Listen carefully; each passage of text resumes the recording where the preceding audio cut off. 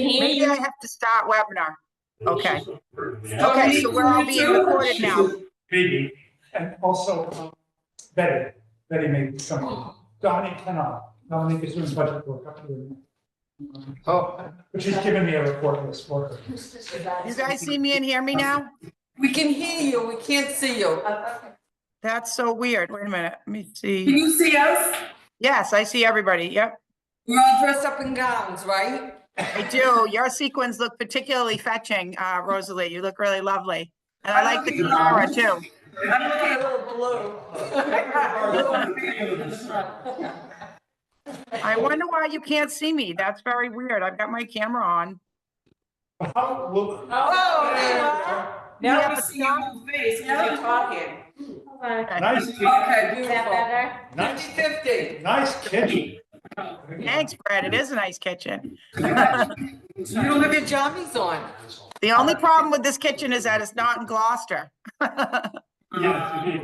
Now, Thank you, Natalia. Natalia, thank you. Thank you, thank you, thank you. Yeah. Good morning, one and all. I need to record this. You got a haircut for Me? Yeah. Nothing that too much money to be here. So, did I do this? For a phone. Here we go. Good morning. I'd like to open this meeting of the Gloucester Council on Aging. Today is Wednesday, April the 2nd, 2025. It's 9:30 a.m. and we are meeting in the first floor conference room of the Rose Baker Senior Center. For the purposes of the recording secretary, and I should note that all votes today must be done by roll call because of, we have we by Zoom and Zoom attendee. So starting off with Susan Goodall. Michelle Chantara. Rosalina Castro. Natalia Moshe. Val Gilman. Leanne Solera. Alicia. And Elise Sinagra. Good, right job. And let's see, I've had a regret from Dominique, who has busy office work that she has to attend to, and Betty Monroe is away. She thought she might be able to come in via Zoom, but keep an eye out for her. Let's see, first item on, and we welcome Natalia, who's covering for us, and also the technical expert. Let's see, the first would be the public law communication and seeing nobody. For that, we have the approval of the minutes of March the 5th, 2012. Any adjustments, changes, or whatnot? Hearing none, may I have a motion, please, to approve the minutes of March the 5th, 2025 as written? I'll make the motion. Thank you. Thank you, Susan. Just a second. All those in favor? Aye. After the by roll call. Aye. Aye. I have to abstain Yeah, because I'm aye. ex officio. Aye. Yes. Great, thank you. So, Dominique, she's not here, but she, as I say, she gave me a written report. Let's see.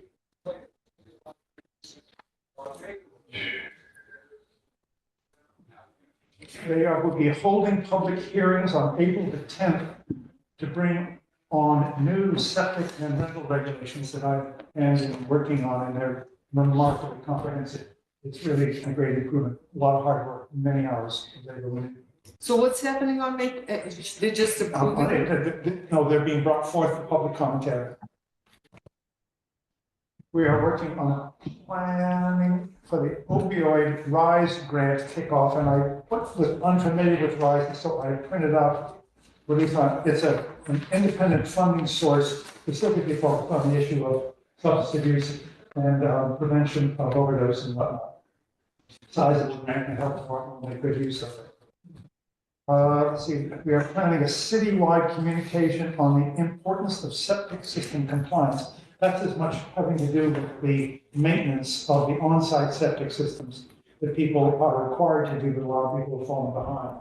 And it's to their advantage, actually, to have these systems looked at, pumped if necessary in order for them to function properly. Otherwise, they fail much too soon at great expense to the owner. So it's a win-win if they will comply with the regulations that the city has.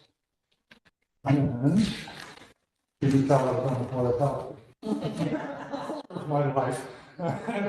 Let's see. We continue to work with the great long acronym MACHHAF, which stands for the Massachusetts Community Health and Healthy Aging Funds, and the HRIA, which stands for Health Resources in Action, on planning for new project for the Council on Aging Collaborative.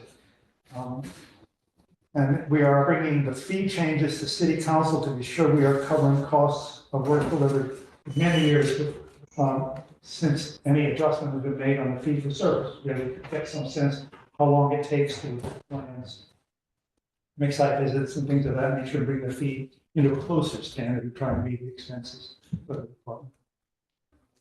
And to see, we are meeting with the community organizations to understand the impact of federal cuts on their services, and indeed that will be an ongoing conversation. For the record, any questions for Dominique that I can forward to her? I just have a question, and you may know. Yeah. What percentage of the houses in Gloucester are septic? Over 4,000 septic systems. Okay. Most all of Ward 5 is on septic systems, and Winger Chic, that whole area there is, and up Luder and up that whole list there. Okay. Yeah. But each one of them has been inspected, and those needing it have been upgraded. Our compliance record from that standpoint is outstanding, because we've had 25 years to do this. Since the city developed a wastewater management plan, we had a fair and equitable way of testing systems so that all neighbors felt that they were being treated the same.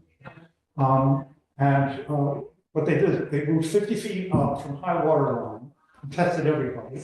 And then after that was completed, then they went and tested the actual flats in front. And the pollution still was there. They went another 50 feet and they kept going that way until they got clean samples in the ground.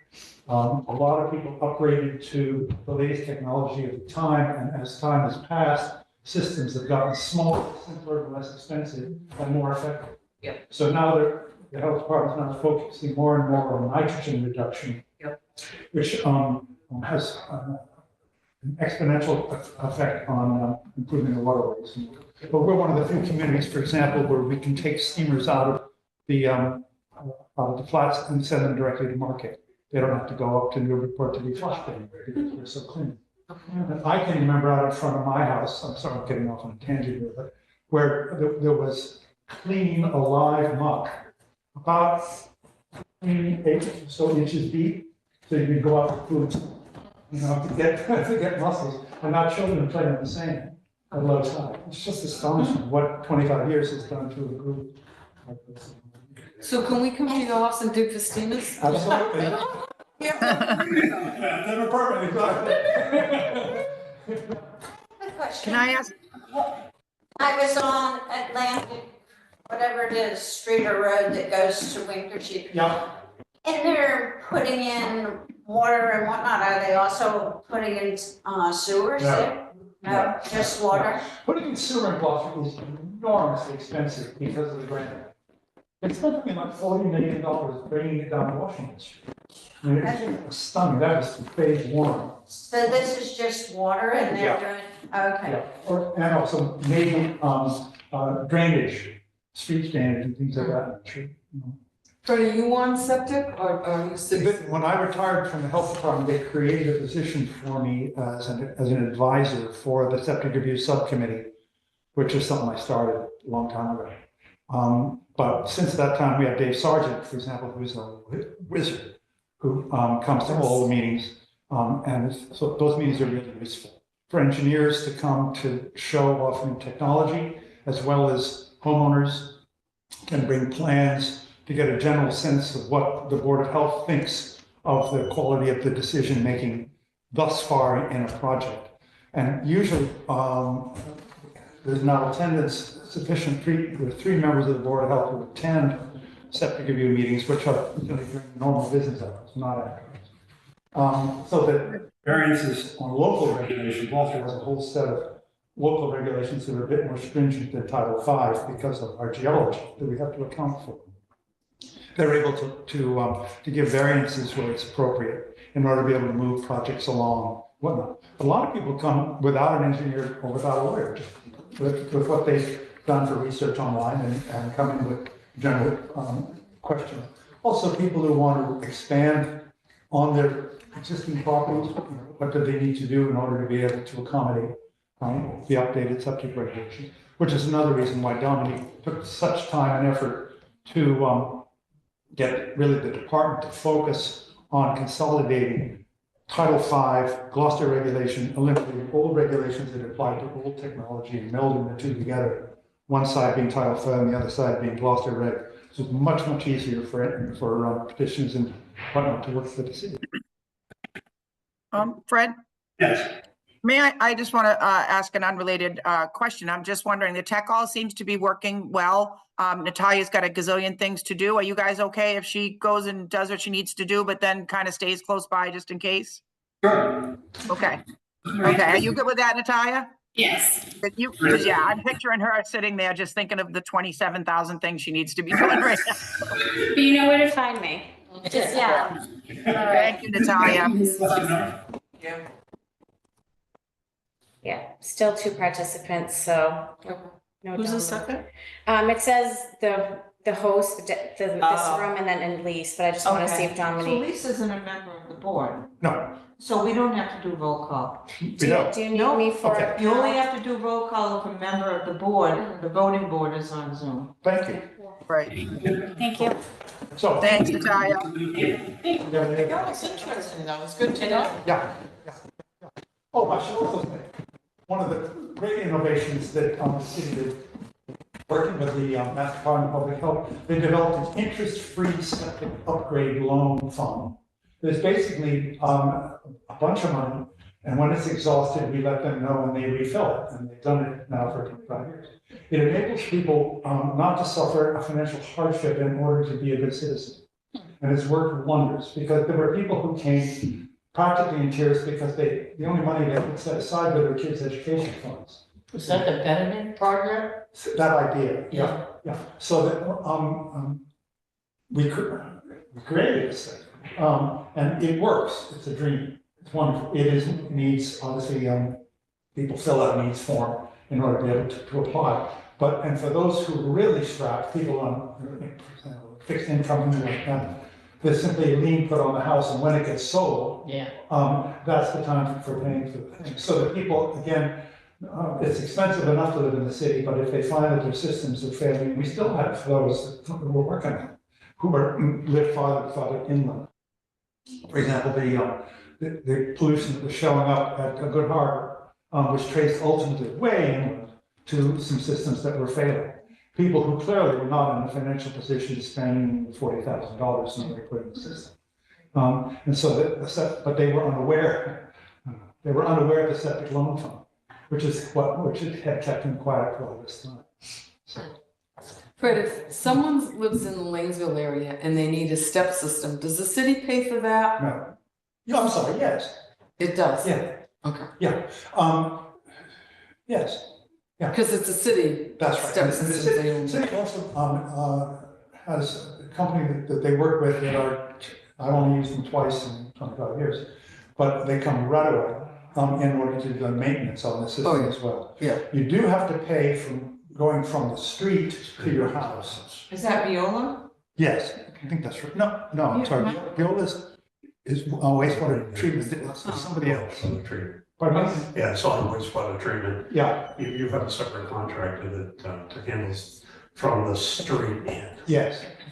But I have a grinder pump in my house, which was because we were phase 1, which is a 4-foot plus tank, subterranean tank that fills, and 100% of everything from the house is pumped out. So all of the houses along Enscombe River, for example, every one of them has a grinder pump. So clean. And we're the most egregious polluters of all. Our systems were terrible, so it's no longer an issue. Great. Okay, so there you are. The health department is under extraordinary fine leadership these days. Dominique is really something else. First grade. She really is.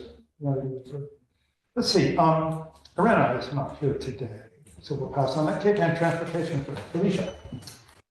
So in light of Shaw's closing, handouts really. It's a packet of 3 papers, but it's clipped at the top if you want to take mine and pass it around. CATA is doing a series of info sessions in foster housing and the new YMCA apartments. We did them on Friday. We're doing 2 tomorrow, McPherson Monday, 2, the other 2 Gloucester housing on Thursday. Yeah. And we bring ourselves, obviously, brief introduction to CATA, and then we are there for questions, answers for about an hour. The one on Friday went really well. It was very positive.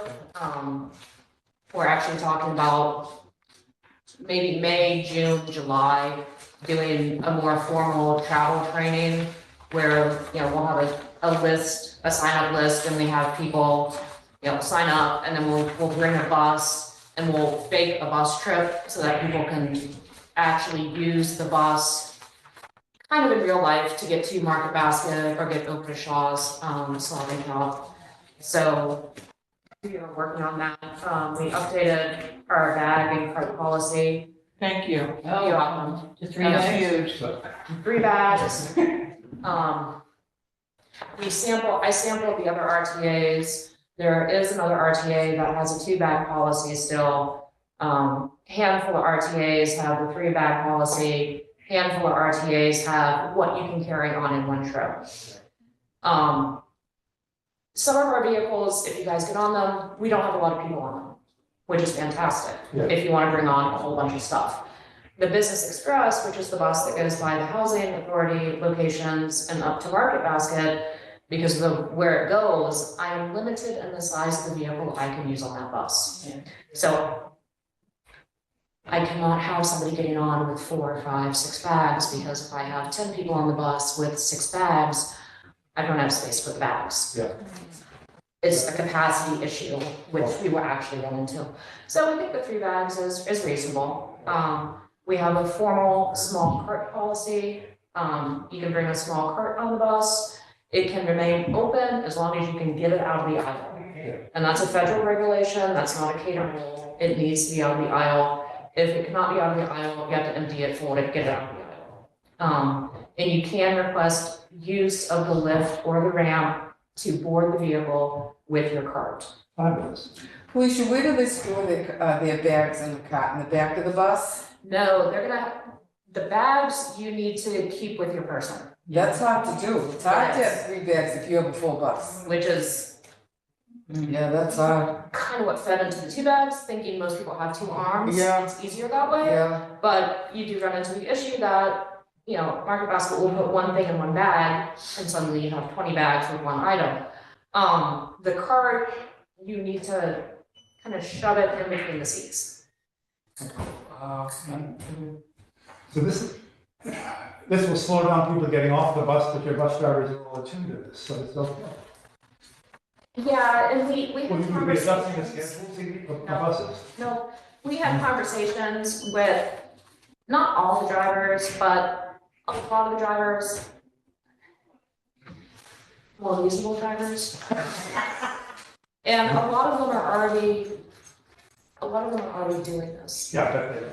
So it's like if we just make it formal, we announce it to the public. Yeah. We're gonna run into issues, I'm sure we're gonna have a driver who creates a problem that doesn't need to be created. Yes. With, 2 bags plus, a tiny little bag here and somebody's purse. We will handle that internally with that one individual driver. All the buses have cameras, audio, and we're gonna run into issues with people who try to board with just way too much stuff. Yeah. And we'll handle those on, when it happens, we will address that with that customer, the best we can so that people understand the reasoning behind, this policy and why we're doing it. Will it be posted at the markets as well? We can put it up at the markets. We're taking it with us now to the senior housing locations. I can get it up at the markets. Felicia, would you, if Tony Gross, our council president, agreed Could you come and do a 5-minute presentation at the beginning of our next city council meeting? I can probably, yeah, just depending on when it is, I can do that though. Okay, so our next meeting is next Tuesday at 6:30. I don't know, Tony has to approve it, Yeah, but if you said it was only 5 minutes, we could have these all on the councilors' dice. yeah. And it would be recorded on cable. And this is huge, this is a huge issue for our seniors, and I think that would be really, a great way to kind of take it to the next step. I can also, what I'll do is I'll let Greg know as well. Okay, because Greg might, also talk to Tony about it, Okay. so. Michelle? Do the buses go every day to the markets? They go Monday through Saturday. Monday through Saturday. Yep, we don't run on The last bus of the day. the last bus that goes to Market Basket from Rose Baker is at 6 o'clock. Where did you say you're going next Hang on. week? Just one I'm second. sorry. Just a quick question. Two questions. Question of what? Question is, have you seen any impact of the no fee bus runs? We normally have a dip in January and February on the push route. We did not see that dip this year. And it's like, if you look back at 20 or 10, 15 years of ridership, it always goes down, Yes. so it's not 100% weather dependent, like we still had, a dip in a very mild winter, we have a bigger dip, in 2015. We did not have that, like our ridership in January, I believe, was the same as in September when school goes back into session. So people are using the regular fixed route more than they normally do. I have not seen that on the dial ride. Or January, February, it dipped down. Oh, it did, and just a quick point, I was looking at the, is that a new trolley that I see running around right now? That's got the glass enclosure that actually you can see the engine and the exhaust system in? At the back end of the trolley, is it a new one? The green and the red trolleys, we got those a year and a half ago. Yeah, they replaced our. I just realized the glass in, okay. Where I was going with this is, I spend an awful lot of time on tour buses with a lot of people, 30 and 40 people. And putting skis and or suitcases and up underneath. In the future, could Cato look at, instead of having people bring the bags on the bus, have a side compartment, which I know in the tour buses, that's common. But just something to think about, so that people could walk up, they have to open the gate door, slide them in, and then they don't have to bring anything on board. Just a long-term thought, Felicia. I will put it in my head. Yeah, put it in there. I cannot do that on a low floor bus because there is no space underneath the bus. Like if you get on one of the trolleys that are on the Right. steps, it's straight on. Yeah. So there's not the space underneath it. But is there space there that's not traditionally used that potentially could be used, or just a slightly larger bus that does have that capability? I can Slightly, I ask. don't want to get bigger Right. because bigger is more expensive to run, but. Right, I can ask, the next time that we order vehicles, I don't know if that's something Yeah, that it's just, Gillig will do. and that could solve the problem of having to bring them on, get them off, and the delays and moving people around, getting packages and. Rosalie? Where did you say you're going next week? I'd like to attend one of the meetings at one of the houses.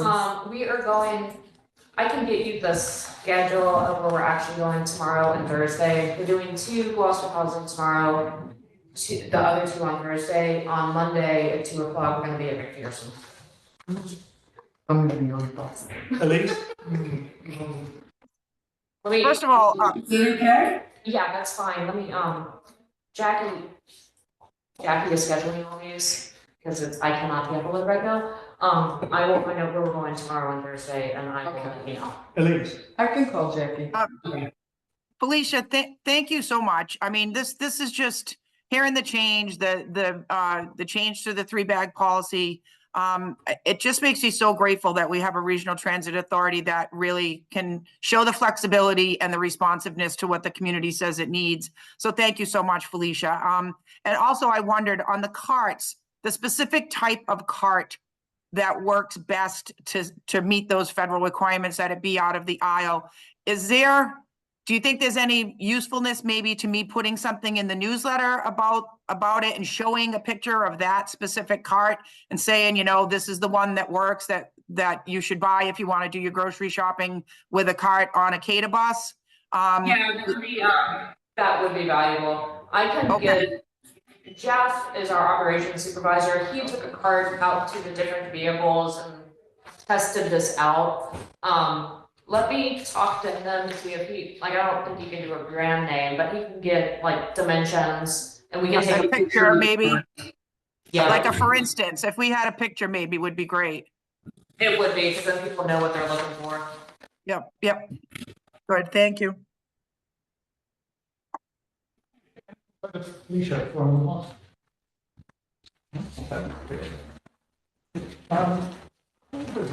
internet communication, Susan, anything new? Nothing new. Okay. Barry. However the friendship works. That's all my radar screen. I don't, been busy with that. Okay. I hope skiing. Some of it was. Yeah, that's busy. Some of it was. Good. The Essex County Habitat for Humanity. You want another month on that? Last I remember, let's see, we missed a meeting. One of the meetings was dropped where I had a lady coming on with us for Zoom. Right.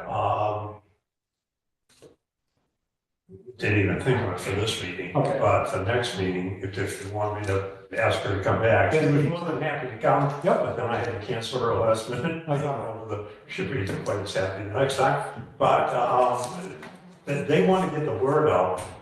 One of the things I'd be fascinated to find out, and this is asking to the police, and I'm trying to think of the lady that does the videoing for Jennifer? Jennifer is a client of Habitat for Humanities, Yes. if I'm not wrong.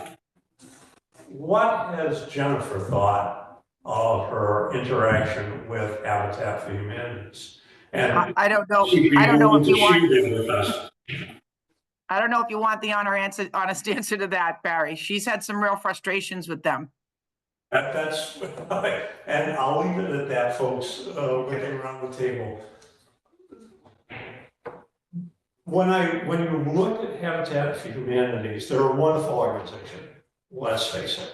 They work with volunteers, they build properties. The fact that they're building in Hamilton of all places right now and doing a subdivision for low-income people, wonderful organization. But my sense of this repair program is that a lot of the responsibility unfortunately defaults to the person that's being helped because they have to put in sweat equity. And the funding is really not there for it, from what I'm seeing. And that's why, again, if Jennifer would ever like to tell us what she really thinks, I'd love to hear. Not that I'm down on Habitat for Humanities, because I think they're a great. Is there any supplemental budget to cover materials for the repairs, or is that left up to the owner or property? From everything I can gather, they work out of their current store. When I say store, it's kind of like a big box, They call it second restore. goods store. Yeah, they call it restores. They call it Restore.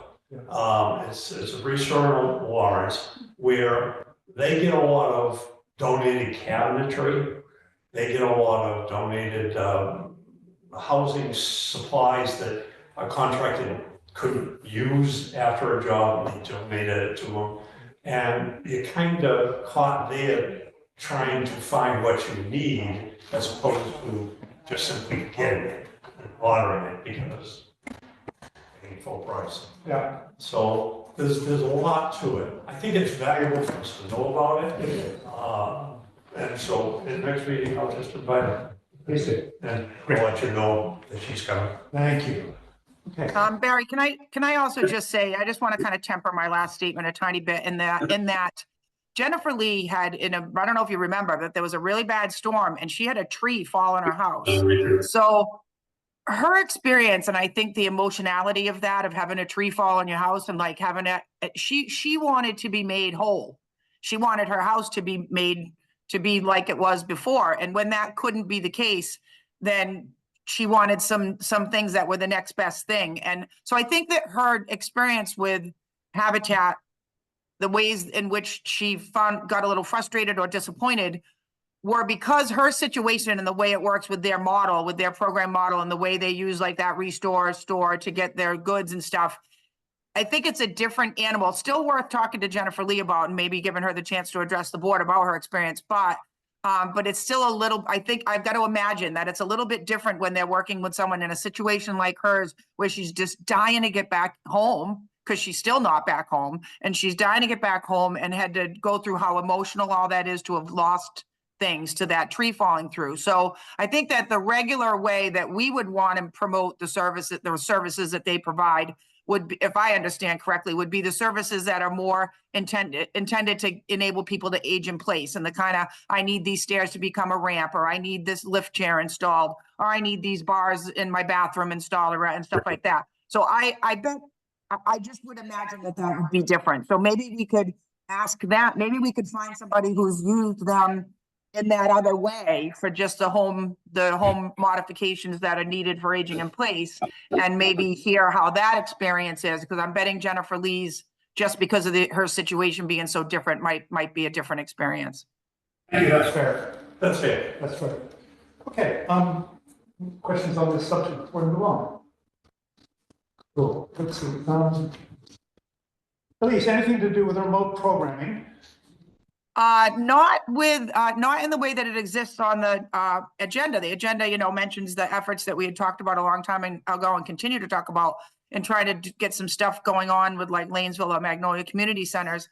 The problem, the holdup with that, just continues to be kind of at their end. Those organizations don't seem to be in a hurry to kind of do that, but I can see why too. Each of those organizations has concerns about a person being there in the room to kind of be running it at their end, whatever we might offer.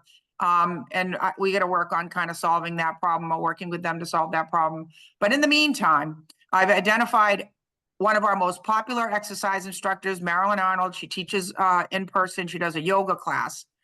And a long time ago, we lost Carol Palazzola, who taught an arthritis exercise class at 1 o'clock on Wednesday afternoons. And Carol used to teach that in a hybrid format. You could be in the room, or you could be using the equipment. And at the time, I think we didn't even have the nice equipment up there yet. It was Carol just letting people in on her laptop. But we lost that when Carol stopped working for Element Care. And so we've been trying to fill in that time slot with a similar modality. And we think we have it. And I also wanted to do something hybrid. So Marilyn, who teaches yoga, teaches a bunch of other kind of modalities that are kind of related to yoga. She's going to do a no floor at all yoga, which is seated, but sometimes standing too, but using the chair for stability. And she's going to offer that. We're going to experiment with it, at least with that in a hybrid format, so that some of the folks who want to do their exercise in the privacy of their own home will be able to do that. And we've realized too that we can go this webinar route and just keep it on practice session. I think. I don't know if there's a way to let the guests in. Still got to talk to IT to work some of the things out, because we still are challenged by the fact that people do not want to be recorded when they're remoting in for an exercise session. So still a couple little things to iron out, but we've got an instructor who's willing. So I think we're going to be offering a hybrid exercise class soon, and that'll be some remote programming. So that'll be good. How long is the session, an exercise session? What time? She'll go probably from 1 until about 10 minutes or 2. Okay, what's enough? And she gets her other yoga that she does on site. She just gets rave reviews. I mean, her yogis that practice in that class have asked me to please have Marilyn do another class. The people that lost that arthritis class have asked to please do something similar in that time frame. So it's going to be a way to kind of satisfy both groups of people that want more Marilyn and people who want something on Wednesdays at 1 that's primarily seated, which the arthritis exercise class was. So I think we're going to be able to kind of hit a lot of, hit a lot of birds with one stone with that one. Any questions on the subject?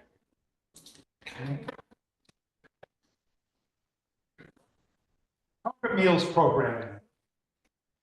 I am waiting. I got to go back and look and see if I have it in my email. I don't think I have. I think I'm waiting just for if you all recall at the last meeting, Dominique very kindly said that she could find a place in her budget to pay for that $500 that we need to get the refrigerator repaired. She could see a public health benefit, as do I.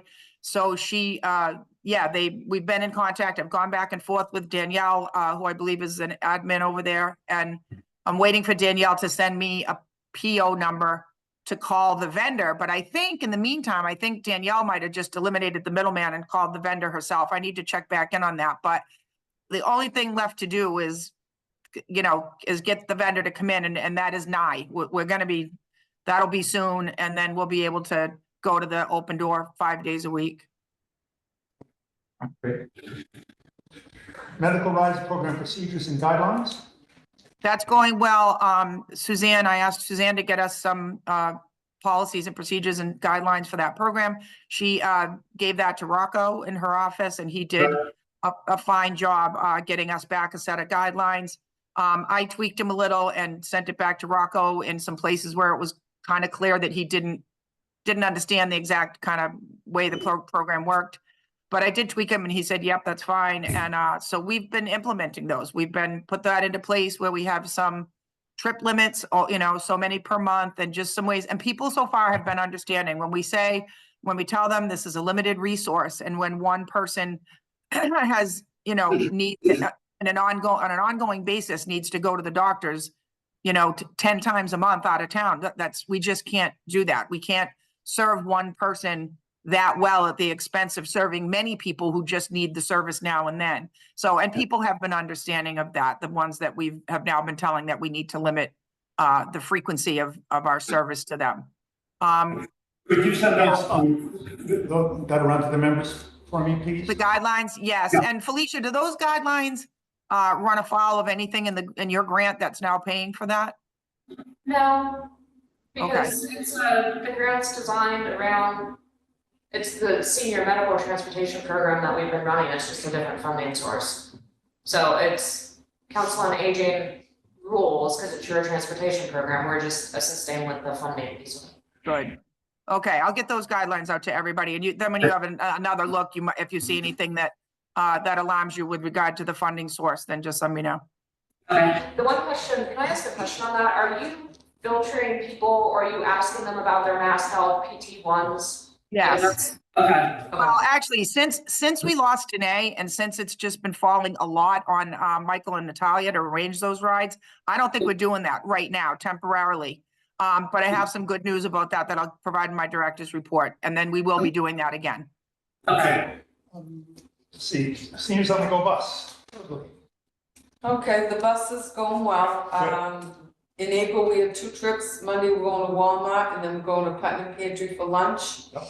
On the 14th, where senior care is paying, and we're going to the Cabot to see Roman Holiday. Good. And that's very, very popular. And Felicia kindly gives me a bigger bus for that. So I'll have a 22-passenger bus for that, and it'll fill up like that. Roman Holiday, is that Audrey Hepburn? It's an old movie, yeah. I think it's Audrey Hepburn. Yeah. Fabulous Jaguar, if I remember correctly. And I say 140 for those who know about such things. Those movies are usually all black and white, but somehow they're all color. Yeah, and the seniors have a ball in that. So what we'll do is we'll go to Panera, have a cup of coffee and a pastry, and then we'll go right over to the Cabot, the bus. Yeah, so thank you, Felicia. That's it.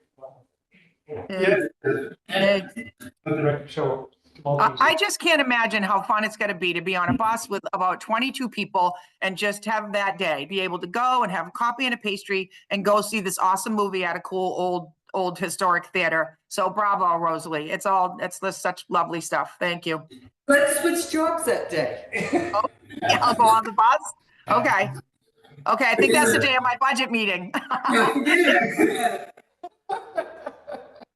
So, but she's got a point. I think Oh, really- it's a great So job. cool. It's a great job. It's a lot of work, especially when we go to Walmart and stuff the bags in, walkers. I go home exhausted, but you know what? To see how happy they are, Yeah, it's a great job. wonderful. Okay, director's report, please. Okay, let's see. Okay. So, just a couple things. One of them is kind of looking way out into the future a little bit, and I just want to, but I think it's time that we get it on our radar. And that is that May 12th of 2001 was the grand opening of the Rose Baker Senior Center. So, let's see, it was the grand opening and dedication, May 12th. On 2001, which means that May 12th, 2026 will be our 25th anniversary. Maybe we should form like a work group or a subcommittee. I mean, I think it's probably, it's going to be time maybe in May on the 24th anniversary. Maybe that's the time to start asking the community, do they have a favorite memory? Do they have some pictures?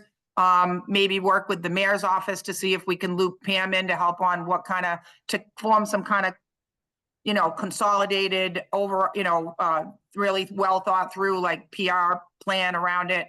But it's going to be a great way to really bring some attention to the building. And then of course, I think it should culminate with some kind of really cool event on May 12th, 2026, celebrating our 25th anniversary.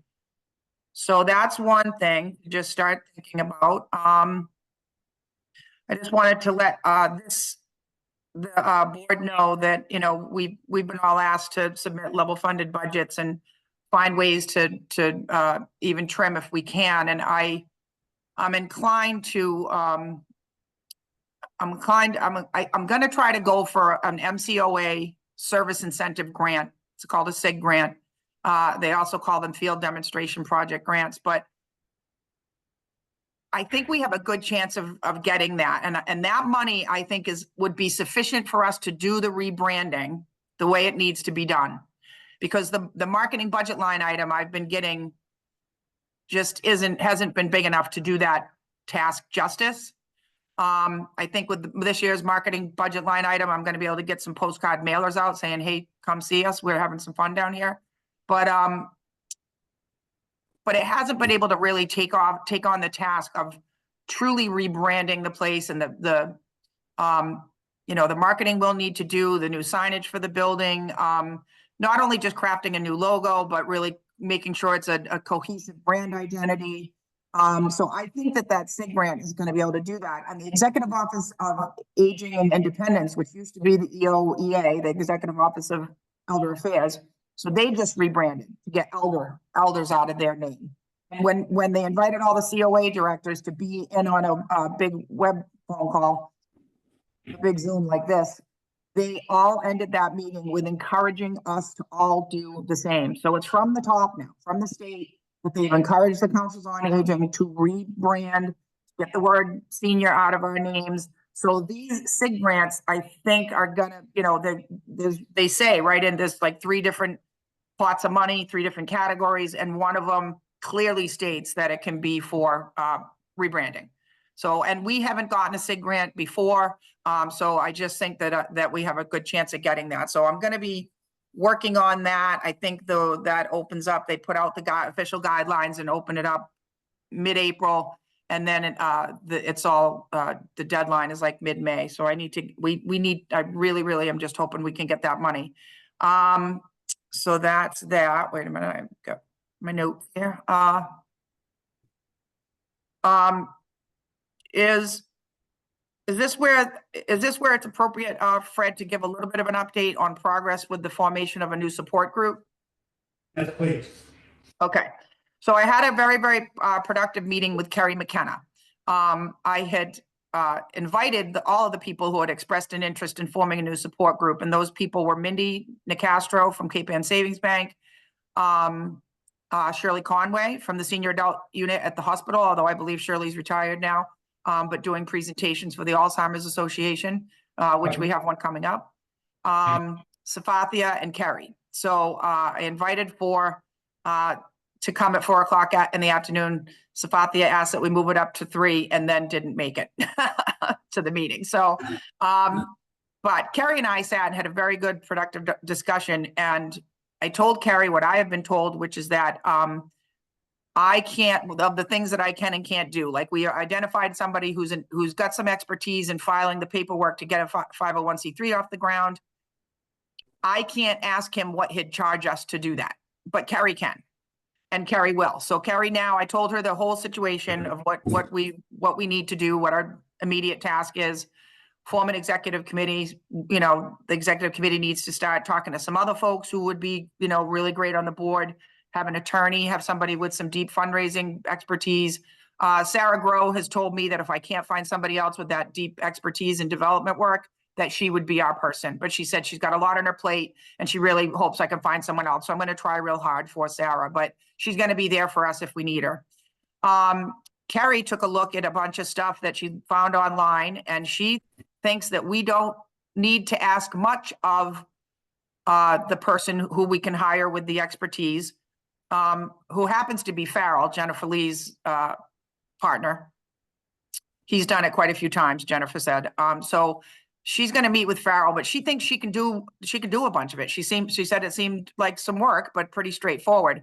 But there's fees associated with filing all the things that we need to file. And that's where Kerry had said that she thinks that we should go to Awesome Gloucester to ask for that money. And, you know, we brought up some kind of pros and cons of that. Some people, you know, they fire questions at you, and I might be questioned about what I know about the dissolution of the last group. You know, I can just steadfastly fall back on the fact that I can say with honesty, I was not in the room when many decisions were made. And I can just make sure that I handle that tactfully and diplomatically. I think Suzanne had said, I can't ask for that money from Awesome Gloucester, but I can be in the room to field questions, I believe. I gotta refresh my memory with Suzanne on that, because I am the best person to kind of, I think in the best position to refresh, to be able to field questions. Kerry also, so Kerry is one of the people who organizes Awesome Gloucester. She's not just a trustee who pays her money every month so that these awards can be made. She helps to organize it. Her and Salza really do all the bulk of the work, keeping everybody organized. So she can't submit it either. So we need to, if we're going to go for that money, we will need for somebody else to ask for it. And we're still working on who it makes sense for that to be. And we also are in agreement too that there should be a board liaison to this new organization, which we're thinking we're going to call the Friends of Rose Baker. And I said, well, we already have board liaisons to the prior support group, and they just were never really let in. You know, so I don't know if you'd be willing. I think it was Suzanne and Barry, right? And maybe you could Take us there. what? Jay, right, Jay. So it's no longer Jay. So Suzanne, if you'd be willing to continue to be the liaison with the new group as it forms. And if any of you can think of any folks that you think would be good on it, Safathia has already mentioned Roseanne. You know, we need folks that are going to be able to, you know, roll up the sleeves and do some work. I don't think this needs to be a heavy lifting board. I see it as maybe being able to meet every other month instead of every month. If we talked about the math of it. If we do an annual appeal, if we can get one really good event going off the ground, something fun that people start to look forward to, that raises us some money. And then if we can think of some third thing, that maybe that's why we need somebody on the new board who's got some deep development expertise to just think of what should the third thing be. We're going to be okay. We'll be able to have the money to be able to give treat everybody in our population pretty well. So that's great. So just more to come on that. But I did want you to know that meeting was had, and that Kerry seems to be taking the ball and running with it. And she's the perfect person to be doing that. She's just, yeah, she's great. If I can ask for a pause here, what she's doing is recounting practically verbatim the conversation that the mayor and I had several days ago. So the mayor is totally in the loop on all of this. Okay? Go ahead. So that's, yeah. Go ahead. So that's an update on that. And the really big news here is that Tiffany Machado, our new outreach coordinator, is starting on April 14th. Could you say your name again, please? Tiffany Machado. Yep, and she has so much experience working with seniors. She worked at senior care. She has some very long stretches in each of the different positions she's held at senior care, which is of course good to see. She worked with like their hoarding task force. They don't call it that anymore. I think there's something else. There's something that's a little more kind of gentle wording that they use now for that group. But she worked with seniors who are just, I mean, that's a really tough thing to get past. And she was in that role and found it quite rewarding when she had some successes in that role. And she also worked with the unit at senior care who investigates all the allegations of senior abuse.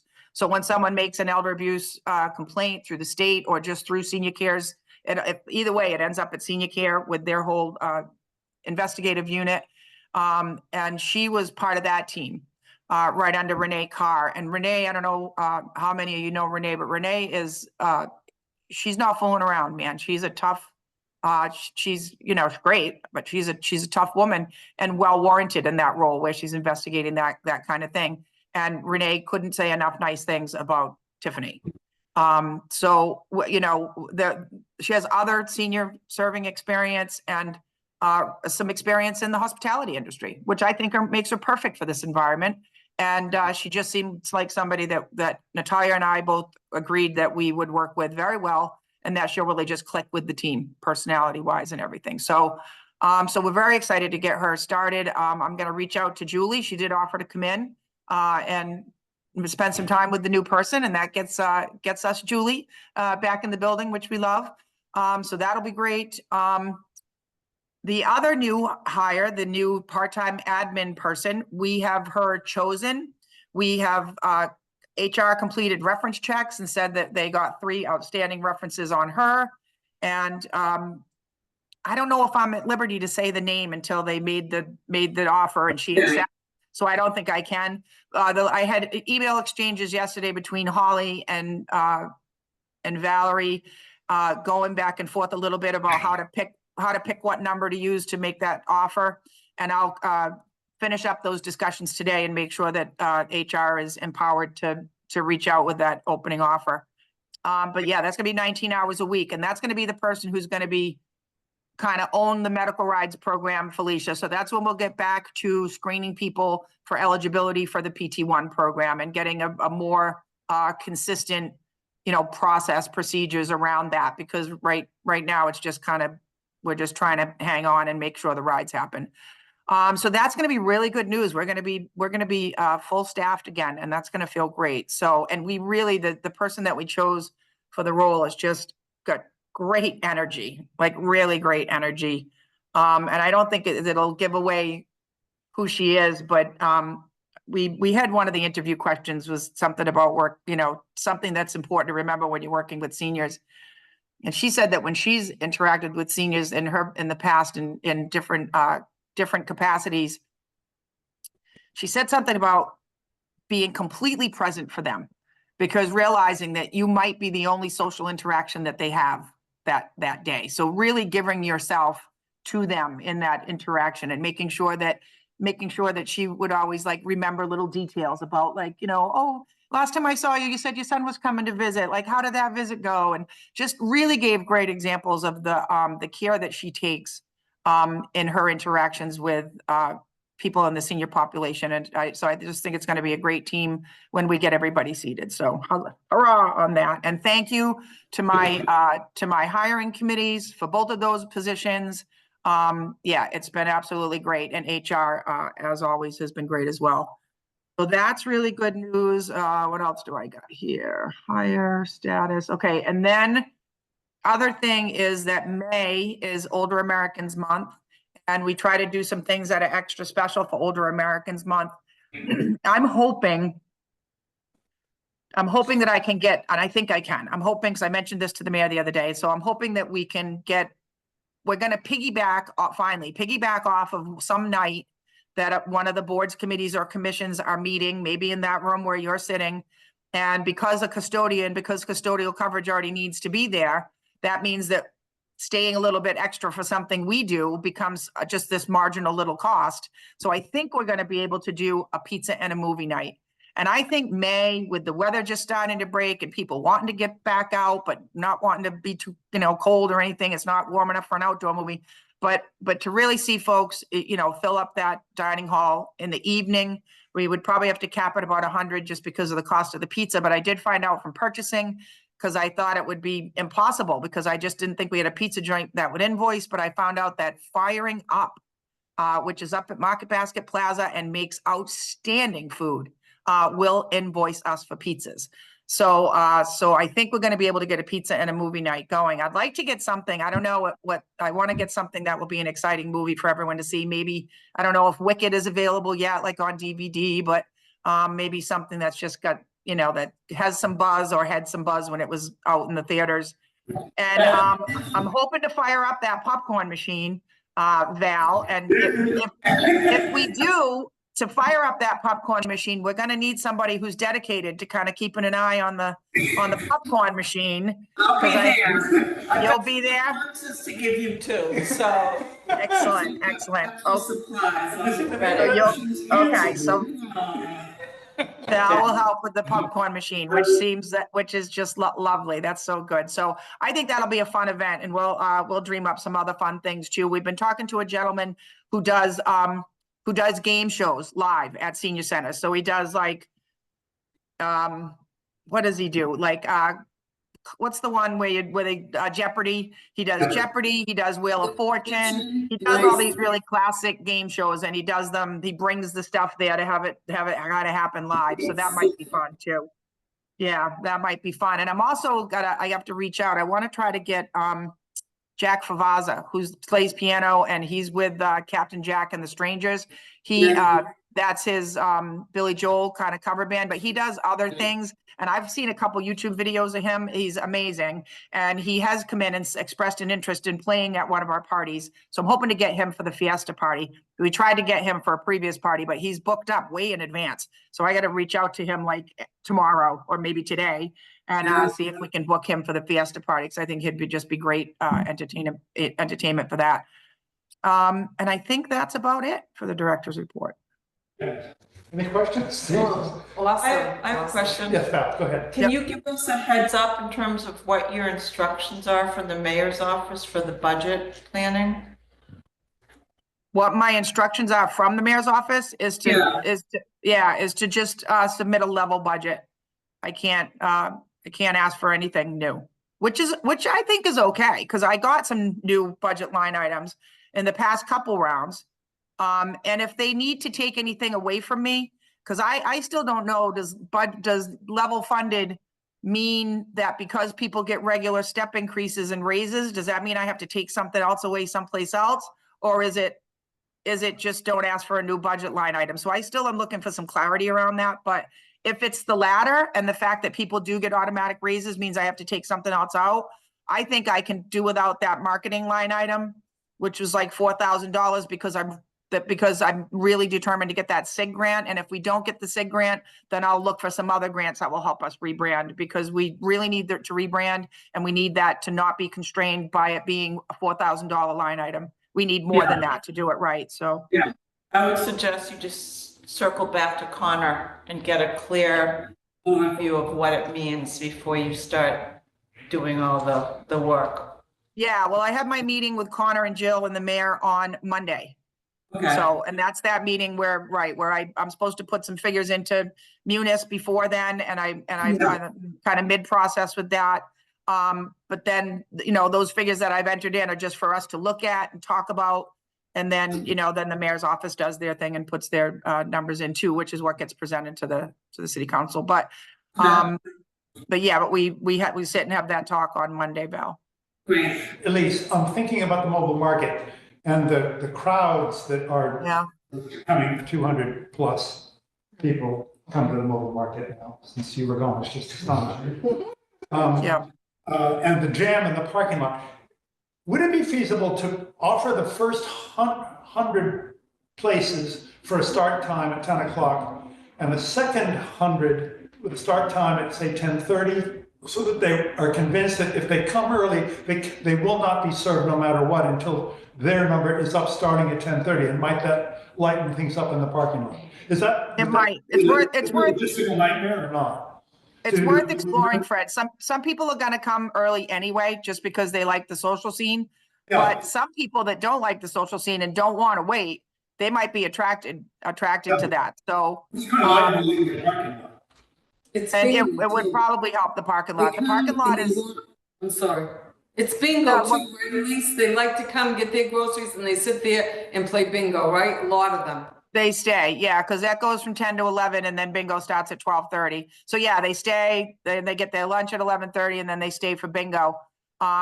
So in some ways, the bingo players are just gonna come and stay. But same thing though, Rosalie, if some of them are there primarily for bingo and they think, well, I just might as well get some groceries too. Maybe they don't want to be there quite a long stretch and maybe they come at 10:30 knowing that they can still get their groceries and still stay for bingo. It strikes me that it's worth trying, Fred. It's not gonna be a silver bullet, but I think it might help. So, and I think Natalia and Rosalie have a good feel for that too. So do you think that could help, Rosalie? I hope so. I think it's the eggs. Eggs are so expensive. They're afraid we're gonna run out. But the egg man is very good at giving out 1 dozen per person. I know, the Eggman. Fred is the Eggman. Cuckoo, Fred. Potassium.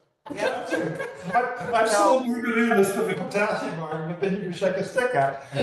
So I don't know how much the board has heard about what the open door has been telling a lot of people. They made a presentation, I believe, in front of the city council, right, Val? Talking about the fact that the cuts to the USDA programs, it's bad. The cuts to programs, a lot of the streams that got them their food, the eggs, have been cut and cut to the point of elimination. So the need is going up. If people's SNAP benefits are still looking like they might get cut. So the need is going to be going up and their sources for getting the food are going down or going away. So they're worried, and they're letting everybody know that they're worried, and they, just kind of giving everybody a heads up that the numbers of people they're serving are just skyrocketing. And we see that with the numbers that they're serving through us. So I did have a meeting a couple weeks ago with Sarah Grow about it and asked if we need to scale back or put a pause button on any of the collaborations that we have and are intending. And she said, no, that right now it's not anything, just keep going. So yeah, Val? Well, I'll take the Zoom call recording and I'll look to see when exactly it started, and I'll send the link to all of us. Please. So you can all watch the presentation that Sarah did. It was at our March 25th meeting. I'd like to see it. It's about a 20-minute presentation and then questions and answers, but It's so great. Yeah, that way you can see the slides and look at the data and stuff. I saw Awesome. Thank you, Val. today that just shy of $15,000 is going to the school department to restore the funding for fresh veggies for kids for lunch, being able to buy locally grown from fresh fruits and Yeah, vegetables. so Maura Where Healy was that? How is that we're happening? really put that in the budget for the Okay. state to help offset the loss of that. So at least it's a little a bit. bit of something. But Caroline, Yeah, she did. She told us exactly what it was gonna be like. absolutely, Yeah. absolutely. Yeah. Mr. Chairman, just on a higher note or a happier note, if you're lucky enough to get Jack Travazzo to come in, if you haven't seen Jack in concert, and I've seen him at the paid up at the Gloucester Music Theater, to see him in a performance. Yeah. I'm not sure what he loves more, his music or his day job, which is, he's into, it's basically, he's a scientist, okay? He is, Huh. if you're not familiar with this kid, This kid has got more irons in the fire than anything, but he's a vocally homegrown Gloucester kid. And his performance was worth every penny we paid to see it up at the North Shore Music Theater. It was that good. And he came to us. He came to us, Barry. He came in one day and said, "Hey, I'd love to play here sometime." So he, in addition to being that fantastic, he's got a community spirited and got a soft spot for our population. So God bless Take him. advantage if you can, because he would wow the seniors. It would make the fiesta party just so special. It's already pretty special, but he'd be perfect for that, I think. So. Okay, let's see. Michael Hale is away, but in this conversation that Elise and the mayor and I had, I learned from the mayor that he and Michael Hale are in conversation about the generator. The generator is not a dead issue at all. The two of them are working towards making it happen. Awesome. The earliest budgets that were approved, that credit went into capital projects fund. And so it is redeemable with some juggling. That from a correctness standpoint, there's no sleight of hand necessary in order to get this to happen. So I'm really pleased about that. Everything else on this list, I went through with the mayor. He'd already seen it before, but people, times change. And all the things, plus we now have a new head of IT, so that some of the projects that are IT's responsibility will be moving forward. So there's nothing on this list that has to go away.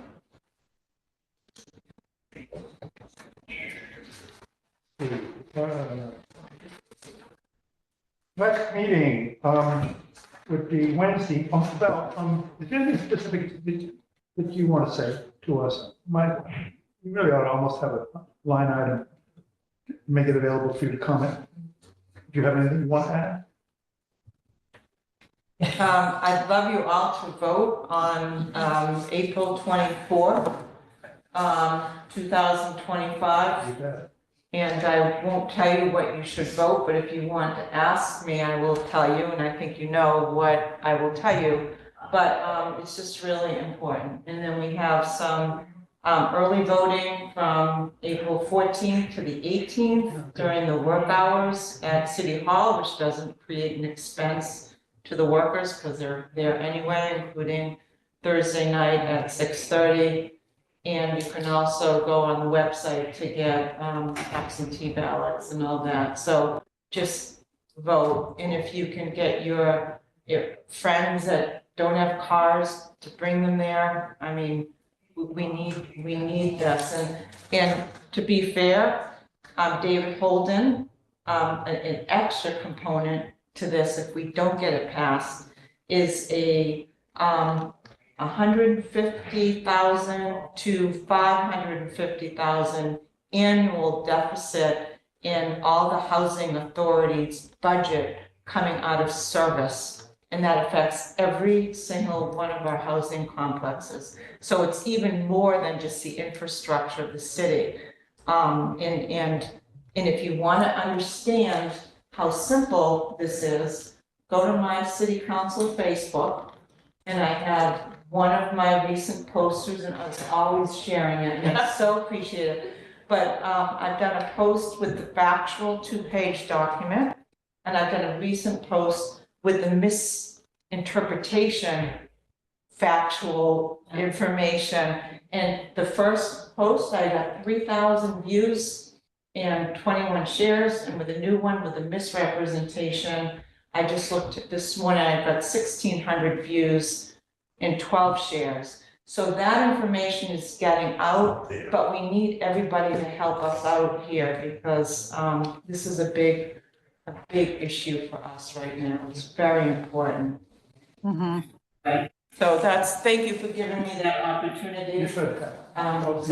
You come in these meetings, you can go on. Elise, you told about the rental of the building relating to this issue? Yeah, so there's, I was approached by Tracy O'Neill to rent the building on April 17th, which of course, I graciously, she has a right to rent that building. So She wanted to use the AV stuff, and I worked with IT and decided that it's not a good idea for anybody that rents the building to use our AV because they just are likely to mess it up. So I'm gonna get new kind of guidelines written up. That application to use the building is as old as dirt anyway. So I'm gonna get that redone and run it by Suzanne, and it's gonna state now that the AV equipment doesn't come with the rental. Tracy took that pretty well. She didn't kind of, you know, she understood. So she's doing it on the 17th, and then I heard subsequent to that, and that's some of the drawback of using of renting out the building is that people see the name and think that we are somehow associated with that event.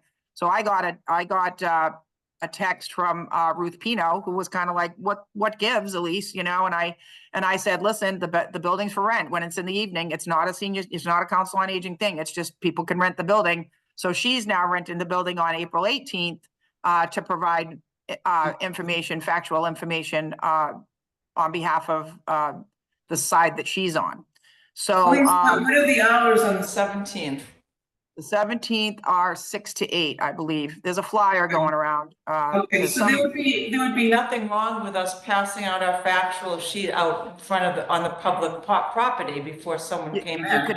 It's public property, as I was reminded when I asked them to please not collect signatures in front of the door.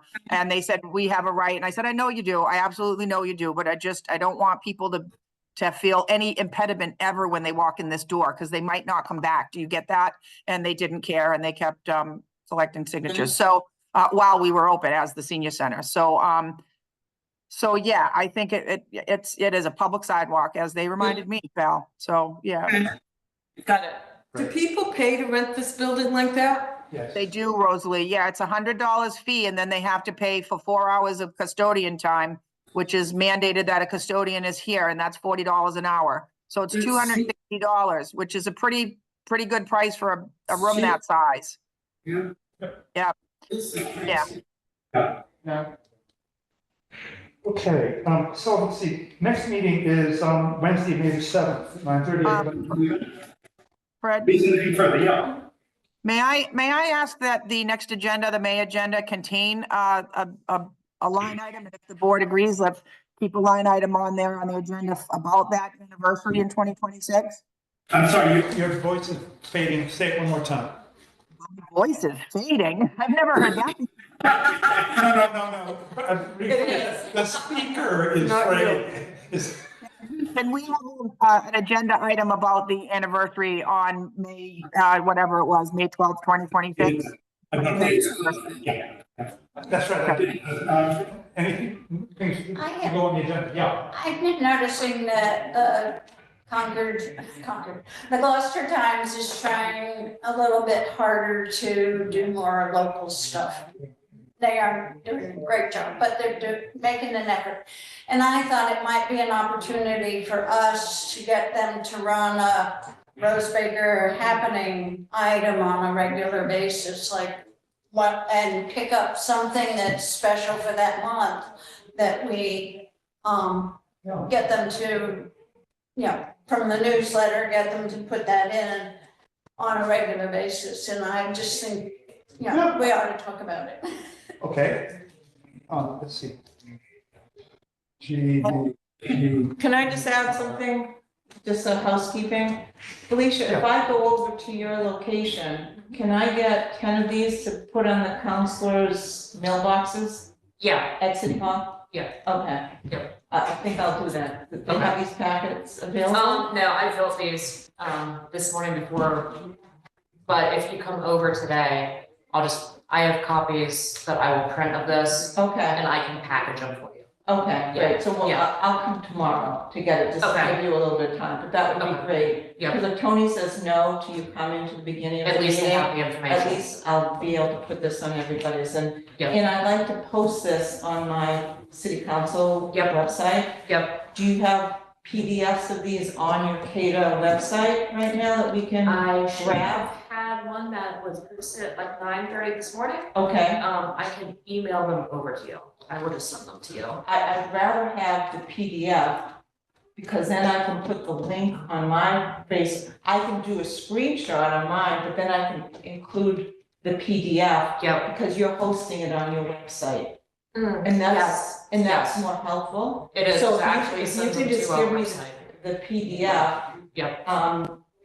Link, Yep. then I will do my work getting the screenshot, and then I ask everybody to keep sharing this. This is really important. 'Cause Yep. people are kind of in shock, Yes. using that.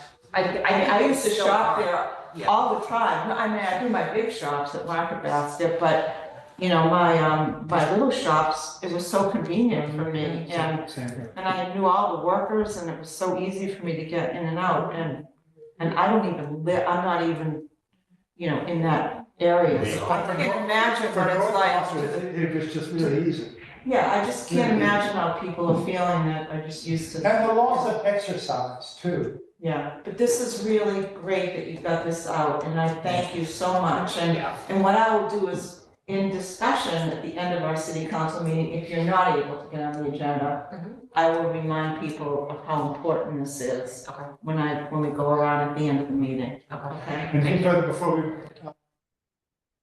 Fred, Adjourn. Thank you. wait, wait, can I, one more thing too, and Susan, thank you for mentioning the times, because it made me think of this. So Susan, had you asked that Fred put that on the agenda for next month? Yes.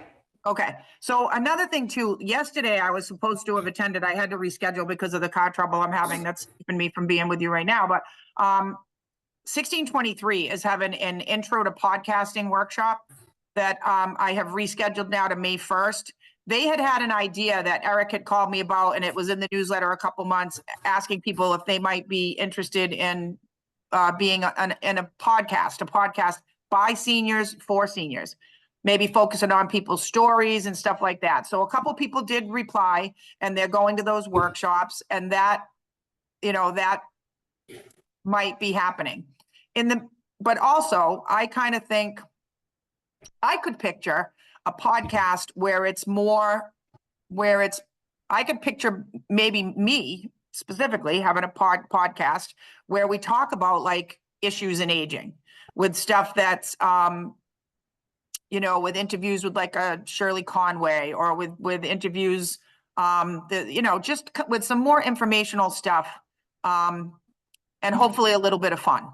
You know what I mean? So, so that will kind of evolve, and I don't know where I think I don't have a clear picture of how I want it to evolve. When I go to that workshop and when I see what Eric is doing with that other thing that he asked me to pull people together for, the thing by the seniors for the seniors, that might be enough to be the official collaboration between 1623 and the Council on Aging, is that program by and for seniors.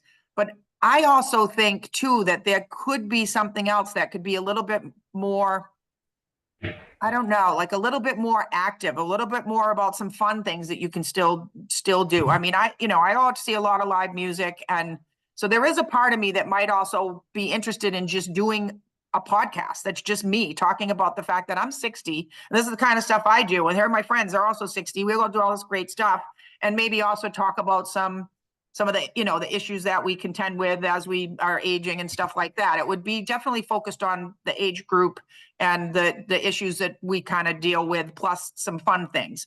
And that might be just me, you know what I mean? Me, Elise Sinagra, not part of my job. And of course I would need to run that by the mayor's office if it were something that I wanted to pursue, to see if they would bless it, and they might not.